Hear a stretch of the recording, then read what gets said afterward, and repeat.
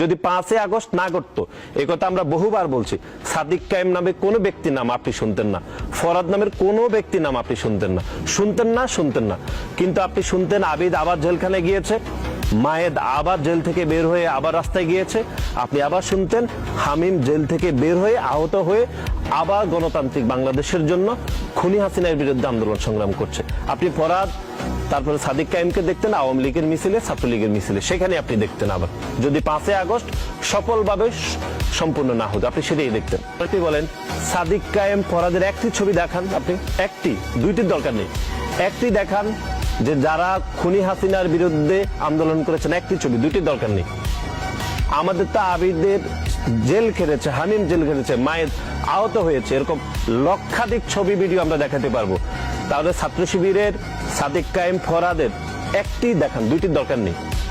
বরং আমরা ছবি দেখতে চাইলে দেখি যে সাদিক কায়েম ছাত্রলীগের সাথে মিছিল করেছে, সেই ছবি আছে, ফরহাদের কমিটির ছবি আছে, আওয়ামী লীগের ছাত্রলীগের বিভিন্ন পর্যায়ের নেতা কর্মীদের সাথে তাদের ছবি আছে।